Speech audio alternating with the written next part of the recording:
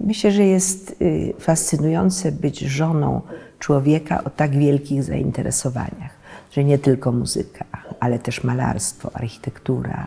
No i naturalnie, co mąż mój zawsze podkreśla, gdybym się jeszcze raz urodził, to może byłbym botanikiem, dendrologiem. Są takie 3 miejsca, które ukochałem, które wydaje mi się, że powodują to, że ja mam bardziej otwartą głowę. I to jest właśnie moje szczęście, które sobie sam stworzyłem. Sam założyłem i wymyśliłem ogród.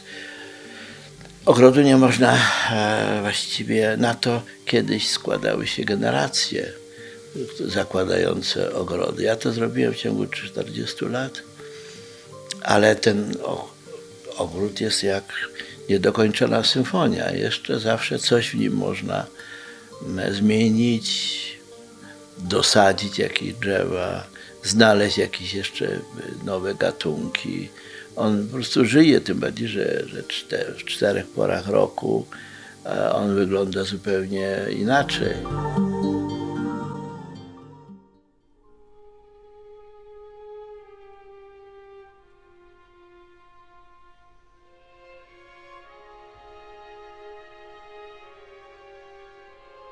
Krzysztof Penderecki jest z pewnością symbolem polskiej muzyki powojennej, jedną z ikon polskiej muzyki powojennej i myślę, że już to się nie zmieni i zawsze nią pozostanie. Jeśli spojrzeć na dorobek Krzysztofa Pendereckiego, to oczywiście jest to przede wszystkim wielki dorobek kompozytorski, także nagraniowy, bo jest wspaniałym dyrygentem, ale także działalność edukacyjno-społeczna, stworzenie Centrum Muzyki w Lusławicach jest czymś właściwie bez precedensu na skalę światową, jeśli idzie o dzieło kompozytora.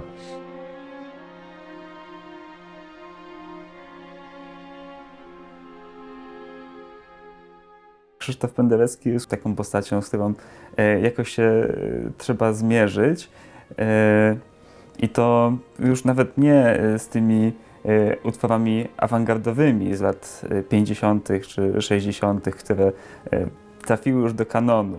Bardziej gdzieś trzeba się mierzyć z tą decyzją właśnie o odejściu od awangardy.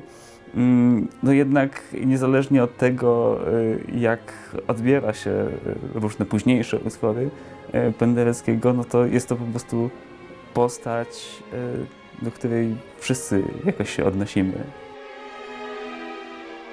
Twórczość Krzysztofa Pendereckiego, ta późniejsza, bliższa myśleniu romantycznemu, tam gdzie te emocje są być może łatwiejsze do wychwycenia i bliższe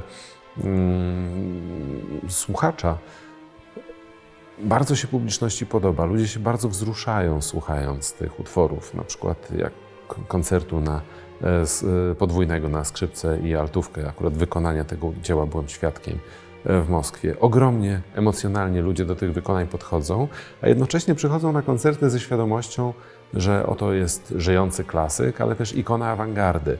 I czasem się te pojęcia na siebie w sposób ciekawy nakładają. To znaczy ktoś słucha utworu, który nie jest przepełniony środkami awangardowymi, a jednocześnie myśli o Krzysztofie Pendereckim jako twórcy awangardowym. Więc to jest ciekawe do analizowania, jak się pojęcie z tym, co rzeczywiście jest wykonywane na scenie, splatają w jeden obraz w duszy słuchacza. Ja tak zmieniam mój styl, technikę szczególnie, może nawet nie styl, technikę, że nawet ja często nie bardzo się mogę w tym połapać. To znaczy, że mnie jest ciągle mało.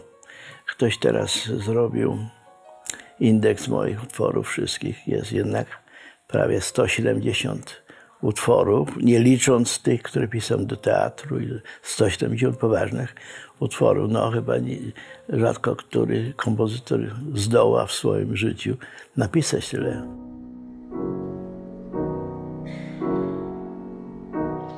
Mierzenie się z Pendereckim u innych kompozytorów to chodzi przede wszystkim o język muzyczny, czyli z jednej strony właśnie całą spuściznę jego eksperymentów sonorystycznych, tego co można zrobić instrumentami smyczkowymi, które po prostu jakoś ukształtowało brzmienie muzyki drugiej połowy XX wieku, a z drugiej strony właśnie też tą decyzją o takim neoromantycznym zwrocie, która być może innym twórcom też dała odwagi, że skoro Penderecki tak radykalnie może się zwrócić do przeszłości, to i oni też mogą.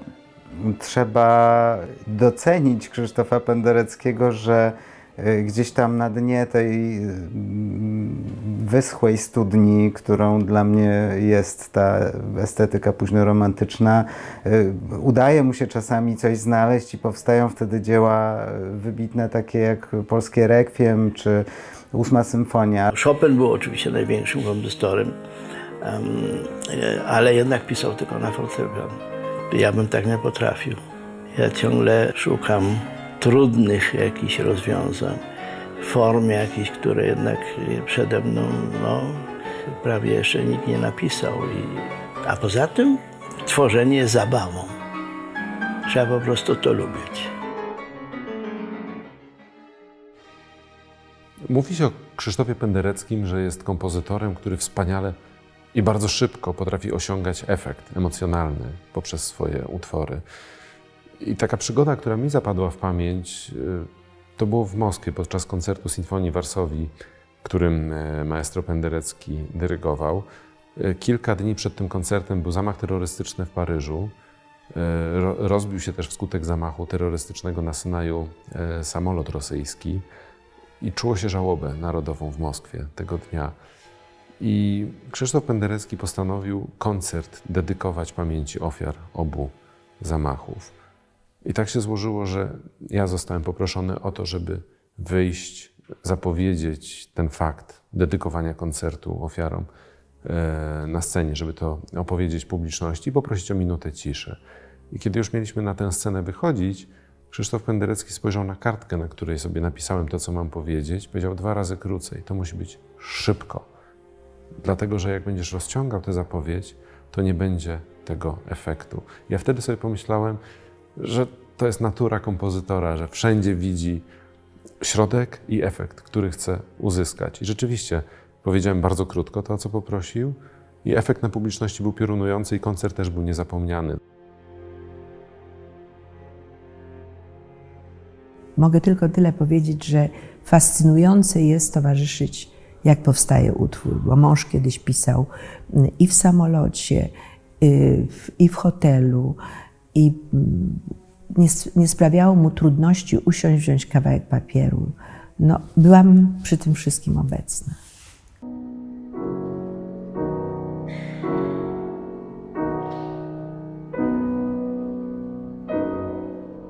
Co można powiedzieć o przyszłości? Nic. Nie wiadomo, jaka ta ludzkość będzie wyglądać za 50 czy 100 lat.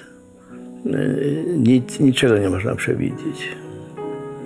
Ale chciałbym, żeby moja muzyka jednak została. To znaczy, że tak jak Chopinowska została, czasy się zmieniały, a muzyka Chopina zostaje, tak mam nadzieję, że moja też.